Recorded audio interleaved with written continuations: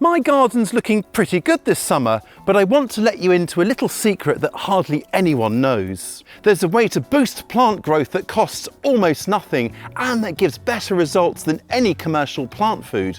Would you believe it? It uses fish scraps and can literally supercharge your plants. Let me show you how it's done. Our plant boosting recipe begins with fish, and this is a byproduct that would otherwise be thrown away.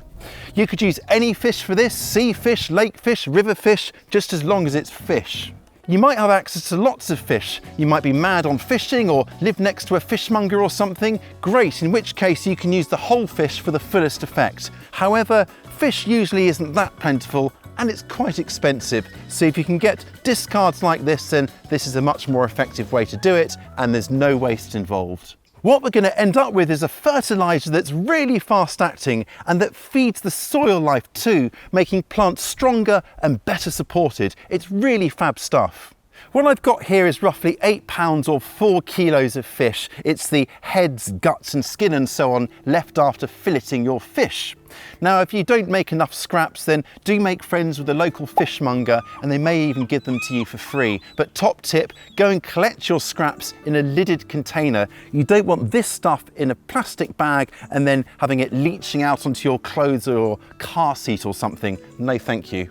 So what I'm going to start by doing is chopping up these larger pieces into slightly smaller bits. Now this isn't essential, but just like anything, if things are broken down into smaller pieces, they're going to ferment a lot quicker. And that's what we're going to be doing today to make our fertilizer, fermenting this fish.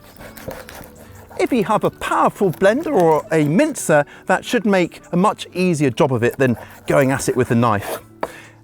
So commercial fish fertilizers are often sold as fish emulsions, and they too use fish waste like this or fish meal. But unlike what we're going to do today, they raise the temperature right up to something in the region of 175 Fahrenheit or 80 Celsius to really drive out the oils and kill off all the bacteria. That gives an okay fertilizer, but we can do better for that and we can do it for pennies. Our fish fertilizer will have many more beneficial microbes in it because it's not been boiled too high. It'll be a living fertilizer, so that'll be really good for the soil life. And our fish emulsion, or rather a hydrolysate, because we're not lifting it up in heat, we're just fermenting it in water, will have a much broader range of nutrients too. Right then, let's slop this out into a 5-gallon bucket here, and it comes with a lid, which is kind of essential to keep the fishy pong to a minimum. To give us our final fish fertilizer or hydrolysate, we'll need to ferment the fish, as I said, and to help with that, I'm adding a cupful of unsulfured molasses to help feed all those lovely little tiny microbes. This will also add valuable micronutrients. Delicious. If you haven't got any molasses, then you could try adding soft brown sugar or raw cane sugar, both of which should add fuel to that microbial fire. And now to add 3 parts of rainwater to roughly 1 part of fish. And then let's give it all a good stir. This is beginning to look very appetizing. Now I could just leave this as it is, but I'm going to add 2 optional extras, and they might surprise you, especially the first one, which is some sauerkraut. Now, just like sauerkraut and indeed kimchi, this fishy ferment uses lactic acid bacteria to produce a lactoferment. So by adding just a little bit of kimchi or sauerkraut right now, we're going to kickstart this off so it's fermenting and getting going right from the first minute. And the second extra is sawdust. Now this is sawdust from completely plain and untreated wood. That's really important. Sawdust is a brown, and just like in composting, it will help to balance out nitrogen-rich greens, which in this case is our fish. So I'm going to add a few handfuls of this stuff in there to do just that. And this will also help to knock back the smell a little bit. If you think it smells a bit fishy now, well, just wait till it gets fermenting.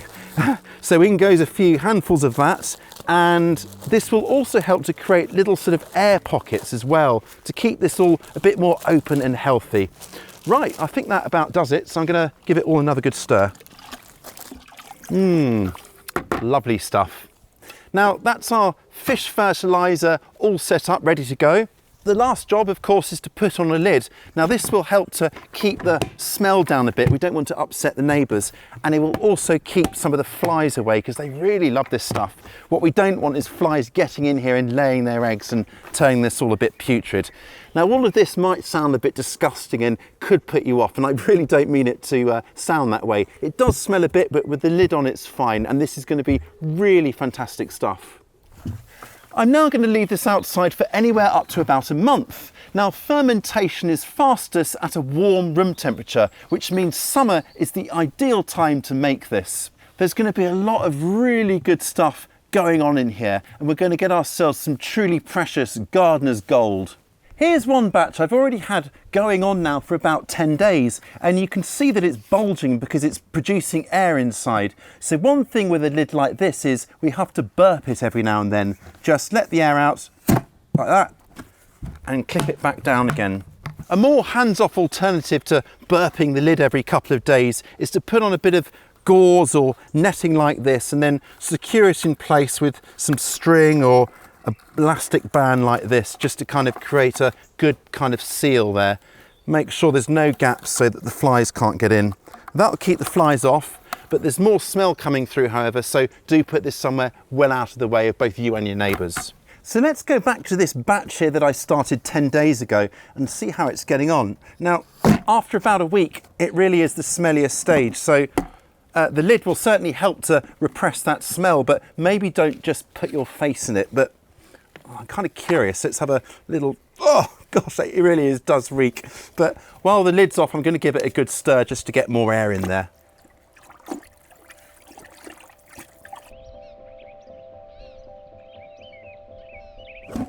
Well, it's been 4 weeks since we started our fishy ferment, and this is now all broken down into a fairly smooth and consistent liquid. There aren't great big bits of fish anymore, just kind of like bits of sawdust. It means it's ready to go. I've been giving it a good stir and it's now ready to use. Let's strain this stuff off into a bucket here. Now this will have lots of lovely bacteria in it, the stuff that's left behind, so I can use this to prime my next batch of fish fertilizer. No sauerkraut needed. Now this is pretty pokey stuff. It's got an NPK, nitrogen, phosphorus, potassium ratio of 4:1:1, which means this stuff has got 4% nitrogen and 1% of phosphorus and potassium. It's also got good levels of sulfur, as well as magnesium, calcium, and a whole suite of other nutrients. I'm going to use this fish fertilizer to give my crops a nice general boost, but before I do that, I need to dilute it. Now I need 2 tablespoons per gallon of water. This can here holds 2 gallons, so in go 4 tablespoons. Oh, I think I've got the wrong end. That's a bit grim. Anyway, this really doesn't smell too bad now, but it has got a bit of a fishy pong, so I'm glad this isn't smelly vision.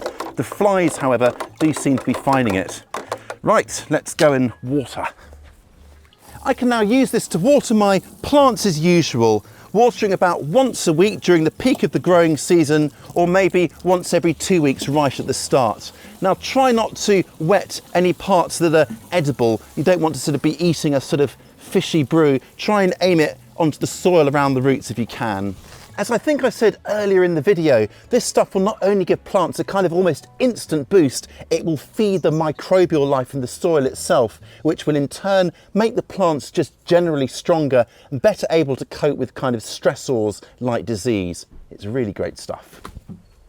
It's also really good use as a foliar feed. Now just use the same sort of strength as before and then pop it in a spray bottle and spray all parts of the plant, underside and oversides of the leaves. Now these are my leeks and they're nice and young. It's great for young plants. It's great for cabbage family plants because of that sulfur it contains, and sulfur is what develops that lovely flavour in cabbage family crops. If you're spraying it on things like cabbages, then make sure that you leave at least 2 to 3 weeks before you harvest it. But of course you can easily wash it off, it's no problem.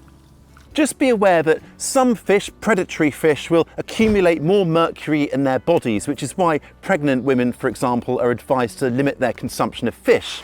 Now this can get into the fish fertilizer, of course, and some plants are equally just as good at accumulating metals like mercury.